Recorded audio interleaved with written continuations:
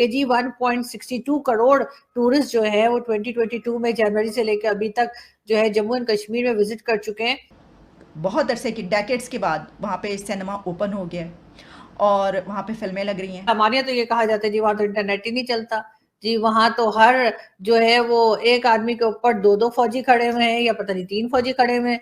जो टूरिज्म के हॉटस्पॉट्स थे वो टूरिस्ट स्पॉट्स बन गए। एक आदमी के ऊपर 4 फौजी खड़े होने की हमारे यहाँ दावा किया जाता था, वो भी गलत साबित हो गया। कुछ डेकेड से जो वहाँ पर हो रहा था, वहाँ की जो एक कल्चरल लाइफ थी, उसमें ये एक बहुत बड़ी तब्दीली होगी।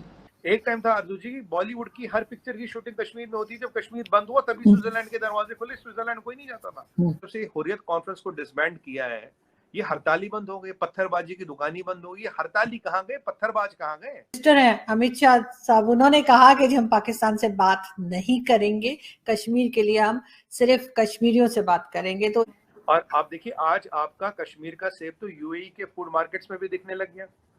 और ये जो कई सारी चेन्स हैं, उन्होंने तो उनको पूरे यूएई के पूरे जीसीसी कंट्रीज के हर फूड मार्केट में आज कश्मीरी सेब है, कश्मीरी सैफरॉन। इन्वेस्टमेंट अरब मुस्लिम कंट्रीज से वो ला रहे हैं, वो पाकिस्तान को ये बता रहे हैं कि अच्छा ये बात है तो देखो अब हम यहाँ पर जो इन्वेस्टमेंट करवाएंगे वो तुम्हारे ही भाइयों से करवाएंगे, वो तुम्हारे ही लोगों से करवाएंगे जिसे तुम मुस्लिम उम्मा का सिंबल कहते हो। तो तुम्हारे जिसे तुम अपना बहुत बड़ा कॉज समझते हो, वहाँ पर आकर उस पर तुम्हारे भाई लोग जो हैं वो इतनी बड़ी इन्वेस्टमेंट हमारे साथ मिलकर करेंगे, और वो उन्होंने करवा के दिखा दिया। यानी यूएई ने वहाँ पर एक बड़ी इन्वेस्टमेंट कही जा रही है, सऊदी अरेबिया ने एक बड़ी इन्वेस्टमेंट वहाँ पर, और इसके अलावा जो टूरिज़्म की बात की जाती है तो ये कहते हैं कि वहाँ पे टूरिज़्म बहुत बढ़ता चला जा रहा है। जैसे कि अभी कुछ दिन पहले की खबर ये है कि वहाँ पे सिनेमा खुल गया है। और देखें ये जो सिनेमा है ना, ये खबर आप कहें कि अच्छा एक सिनेमा ऊपर, ये छोटी खबर इसलिए नहीं है कि वहाँ के कल्चर जो इससे यानी कुछ डेकेड से जो वहाँ पर हो रहा था, वहाँ की जो एक कल्चरल लाइफ थी, उसमें ये एक बहुत बड़ी तब्दीली होगी। मैंने आपको ये कहा कि इसको इस तरीके से आप देखें कि ये इंडिया की उस कश्मीर पर स्ट्रेटजी है। अच्छा, फिर इसके अलावा हम ये देख रहे हैं कि ये भी बात कही गई कि आने वाली एक समिट जो है वो वहाँ पर उसका कुछ हिस्सा करवाया जाएगा, तो उसके बाद तो वहाँ पर मजीद टूरिज्म जो है वो बढ़ जाएगा। टूरिस्ट आएगा तो पैसा लोकल को जाएगा। जो टूरिज्म के हॉटस्पॉट्स थे वो टूरिस्ट स्पॉट्स बन गए। कश्मीर को अगर आपको देखना हो तो 1 महीना भी आपके लिए कम है, मैं सच बताऊं 1 महीना भी कम है, 1 साल में भी देख सकते हो।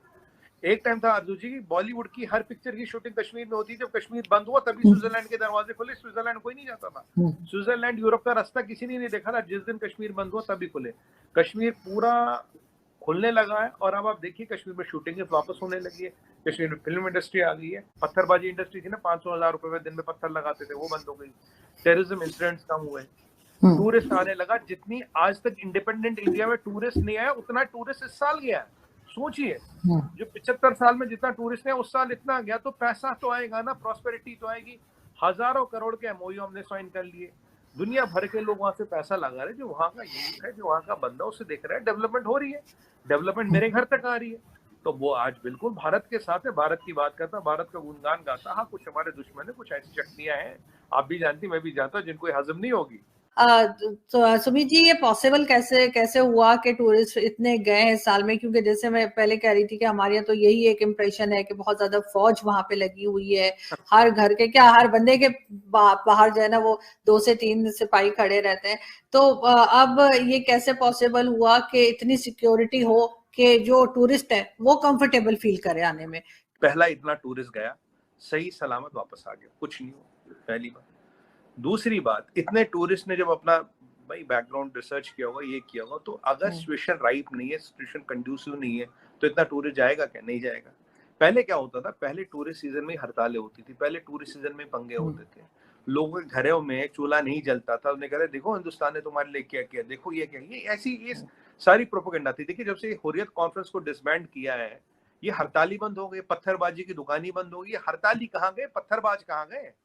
अगर ये एक जेन्युइन ऑर्गेनिक मूवमेंट होती तो हुर्रियत होती नहीं होती, पत्थरबाज तब भी आते, हड़तालें तब भी थे, ना कोई पत्थर चला रहा, ना कोई हड़ताल कर रहा है, ऐसा क्यों?